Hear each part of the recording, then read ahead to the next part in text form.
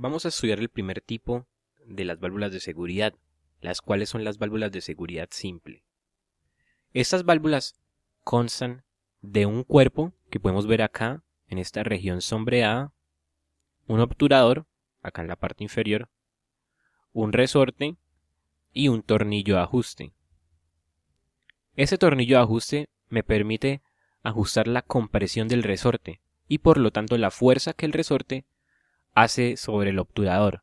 Esto va a determinar el taraje de la válvula, es decir, la presión a la cual se va a abrir esta. Normalmente, el obturador de estas válvulas es una bola, es decir, acá vamos a tener una bola, muy parecido a las válvulas antirretorno. Pero esa configuración produce bastante vibración y ruido, ya que al abrirse, esta queda movida por el fluido, por lo tanto es bastante molesto el ruido que produce y también la vibración que genera sobre el sistema. Acá en este caso, en este corte de una válvula de seguridad, tenemos un obturador distinto. Este es un obturador propio de una válvula de seguridad simple de la Vickers.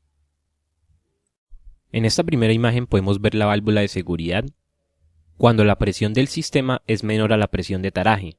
Por lo tanto, la presión del sistema entra por acá, pero como no es superior a la presión de taraje, el obturador no puede comprimir al resorte, ya que la fuerza es mayor y por lo tanto el caudal no puede pasar a tanque. Pero en esta imagen, la presión del sistema supera la presión de taraje, por lo tanto mueve al obturador de su asiento, comprimiendo el resorte y permitiendo que el caudal pase directamente a tanque. Como había mencionado anteriormente, las válvulas de seguridad simples y también las pilotadas son proporcionales. En las válvulas de seguridad simple está la presión de abertura. Esta es la presión a la cual se comienza a abrir la válvula, debido a su proporcionalidad. Tenemos también la presión de plena abertura, es decir, la presión a la cual la válvula queda totalmente abierta y por ella circula el caudal de diseño. La diferencia entre la presión de plena abertura y la presión de abertura se conoce como margen de sobrepresión. Con esta gráfica vamos a poder entender mejor esto. Acá tenemos una válvula de seguridad simple. Esta válvula tiene un caudal de diseño de 10 galones por minuto. Resulta que a 800 psi la válvula empieza a abrirse y por lo tanto empieza a desviar cierta parte del caudal de la bomba hacia el tanque. A medida que la presión del sistema crece, la válvula empieza a dejar pasar más caudal, pero logra dejar pasar su caudal de diseño, es decir, los 10 galones por minuto, a una presión de 1000 psi. Por lo tanto, esos 800 psi serían la presión de abertura, y los 1000 psi serían la presión de plena abertura. El margen de sobrepresión sería la diferencia entre estos dos valores, es decir, 1000 psi menos 800 psi, es decir, en este caso tenemos un margen de sobrepresión de 200 psi. Dependiendo del sistema que tengamos, el margen de sobrepresión puede ser deseable o indeseable. Puede resultar indeseable ya que ocasiona pérdidas de potencia o porque puede permitir que la presión máxima sobrepase los valores de presión nominales de los demás componentes. Hay pérdidas de potencia debido a que la válvula empieza a dejar pasar cierta porción del caudal. Supongamos que tenemos un circuito hidráulico con un cilindro que necesitamos garantizarle un caudal de 10 galones por minuto y que tiene una carga que se mueve con una presión de 900 psi. Si usáramos esta válvula que tenemos caracterizada acá con esta gráfica, vemos que más o menos a una presión de 900 psi, que sería la presión necesaria para mover la carga, esta válvula va a dejar pasar alrededor de 5 galones por minuto. Luego tendríamos 5 galones por minuto que se van por la válvula de alivio y 5 galones por minuto que van a nuestro cilindro.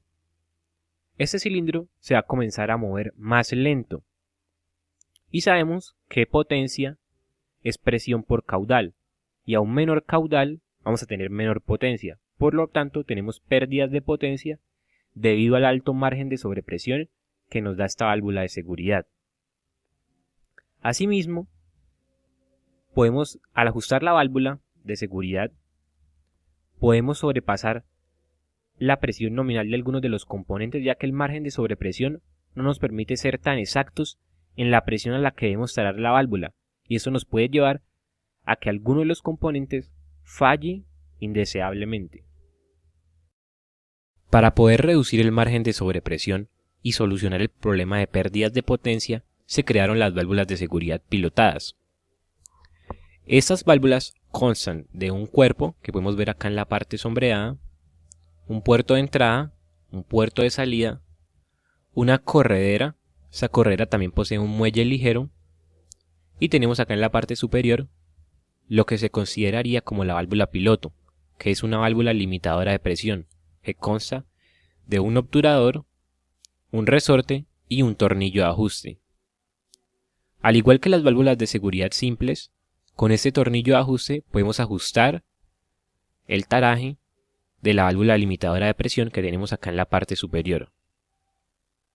Estas válvulas poseen una corredera equilibrada hidráulicamente con un taladraje interno que funciona como un drenaje.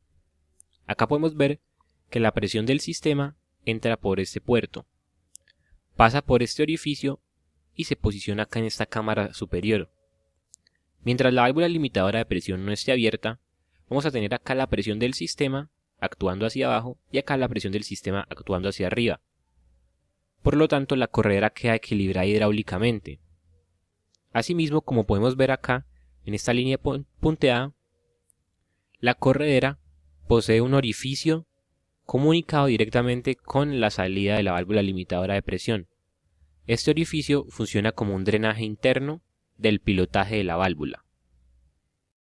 En esta imagen tenemos la situación cuando la presión del sistema aún no supera el taraje de la válvula. Por lo tanto, el flujo presurizado viene por esta cámara, pasa al orificio, se ubica sobre la cámara superior de la corredera y pasa por esta línea.